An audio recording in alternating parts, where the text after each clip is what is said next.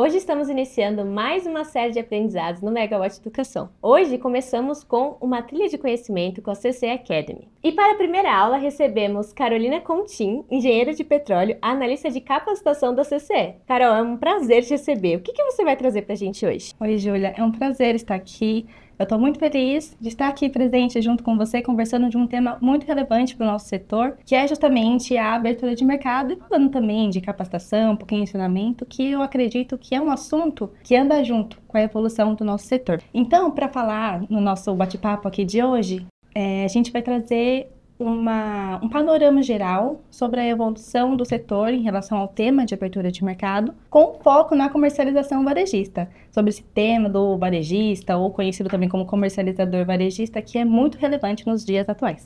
Com certeza, então já viu que a gente já está pensando em abertura de mercado, quando a gente pensar em baixa tensão e tudo, então a gente já tem com o que aprender. Carol, vamos lá. Então, vamos lá. Não tem como a gente tratar desse tema de abertura de mercado sem falar minimamente da CCE. Sou suspeita para falar dessa empresa, né? Mas é importante ressaltar a principal atribuição da Câmara, que é justamente viabilizar a comercialização de energia aqui no nosso país. Então, sempre quando a gente fala de viabilizar a comercialização, que eu quero dizer, né? Todo mundo que compra e vende energia passa de alguma forma aqui pela CCE. E como o tema de abertura de mercado, ele traz o consumidor também como uma figura central e é o grande ator, né, da abertura, é importante também saber como que o consumidor atua no nosso mercado. Então, claro que temos os consumidores que estão no mercado cativo, né, no ACR, que é o ambiente de contratação regulado, que somos nós, por exemplo, né, nas nossas casas.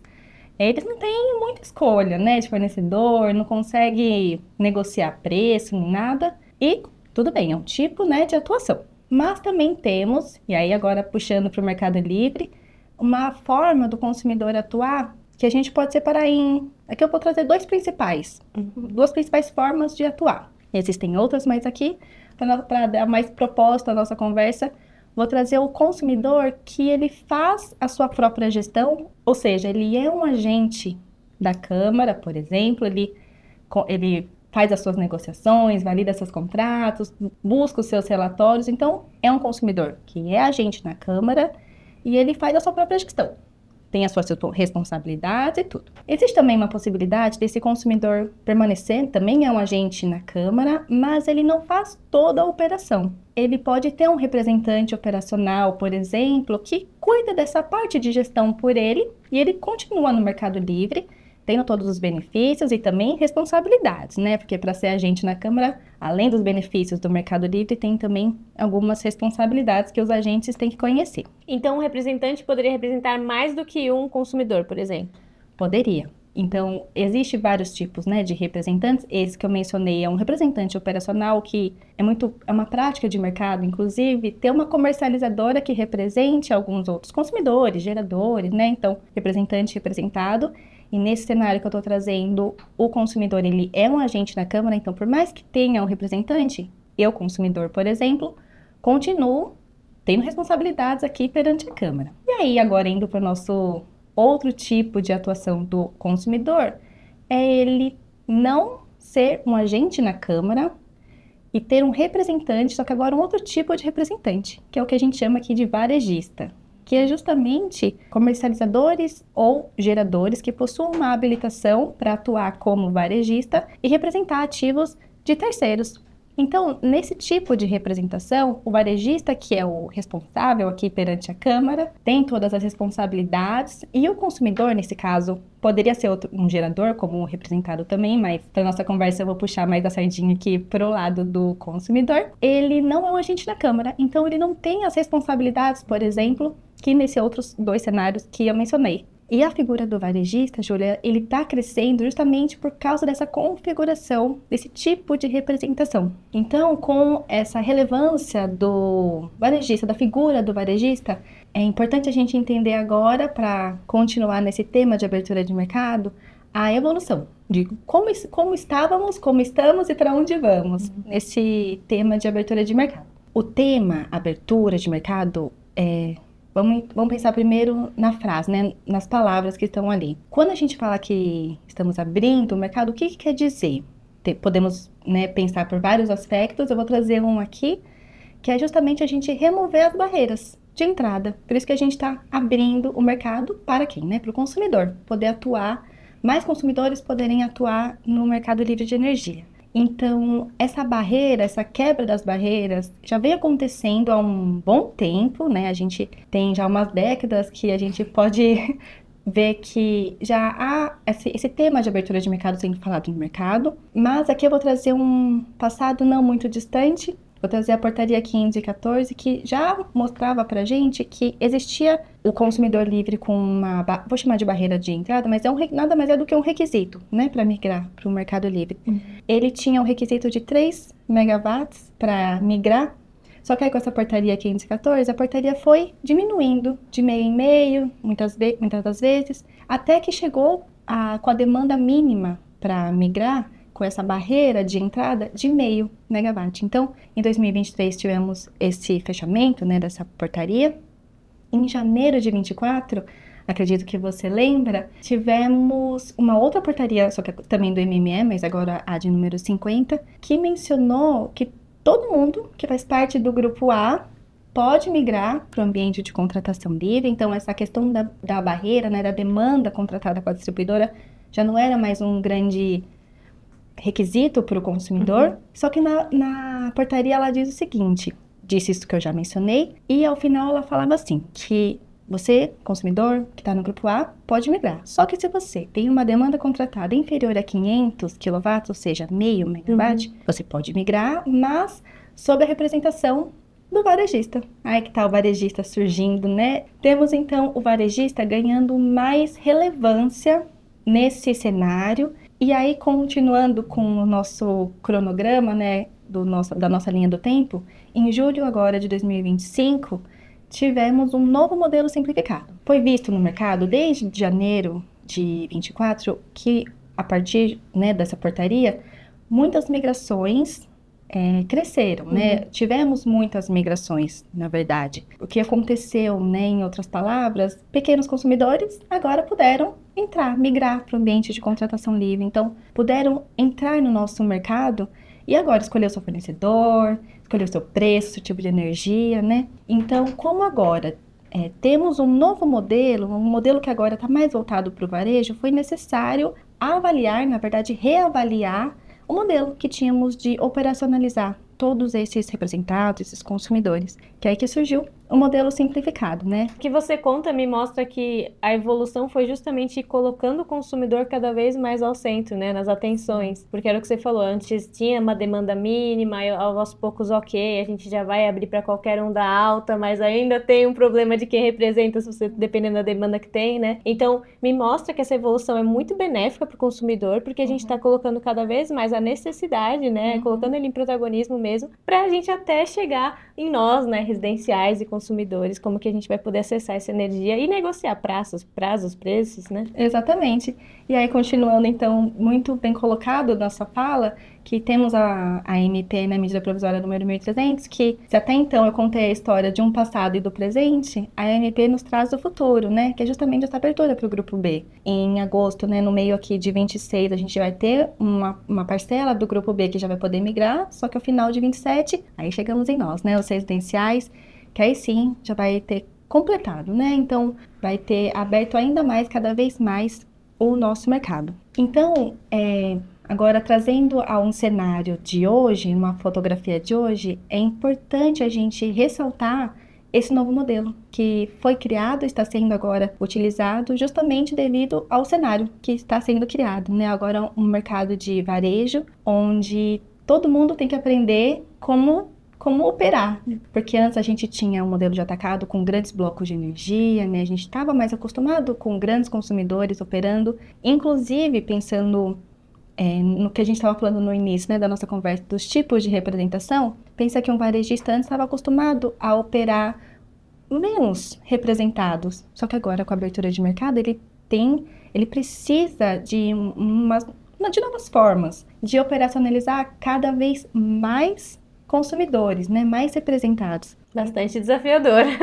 Muito desafiador. Então, a gente precisou repensar, como eu disse, o nosso modelo. Então, foi um resultado, né, da consulta pública número 28 lá da ANEEL, esse modelo simplificado, onde nesse replanejamento, eu posso dizer, né, nessa nova forma de operacionalizar, agora a gente tem um modelo que visa integração sistêmica. Então, é uma mudança, inclusive, de paradigma, né? Se antes eu, varejista, estava acostumada a operacionalizar ali o meu consumidor, né? Modelar o meu ativo, na verdade, modelar o ativo do meu representado nos sistemas da CCE. Então, eu entrava numa telinha de sistema, selecionava, clicava na tela, agora não tem mais, né? Então, agora, tanto os varejistas quanto também as distribuidoras, elas precisam se adaptar, assim como a CCE também precisou se adaptar, para todo mundo construir as suas APIs, né, que a gente chama, que são as chamadas de serviço, para que dentro de uma plataforma de integração, o varejista e a distribuidora consiga enviar as informações para a CCE e a CCE, claro, consiga também receber essas informações. Claro que precisa de adaptação, mas é super necessário e vai ajudar, na verdade, né? Eu sei que tem a dor do aprendizado ali, né? Não é mais automático como se pensava antes, mas justamente vai automatizar, né? Eu falei automático, mas vai automatizar esse acesso aos dados de forma mais simplista, né? Exatamente. E essa palavra é a simplicidade, né? Que a gente está tentando construir agora, acho que juntos, porque não é só a CCE, né, que falou, ou só a ANEEL que determinou que tem que ser assim. Houve uma consulta pública, houve, né, contribuição da sociedade como um todo, e de uma maneira que esperamos muito mais ágil, todo mundo consiga operar melhor esse mercado que agora vai entrar cada vez mais e novos consumidores, né? Então, pro lado do varejista, agora eu vou falar um pouquinho dele, pro lado do varejista é muito importante entender como funciona, né, esse novo modelo, porque ele estava acostumado a trabalhar de um jeito, e por mais que a gente fala que esse modelo simplificado, ele veio para simplificar, né, realmente, para deixar mais ágil essa operação,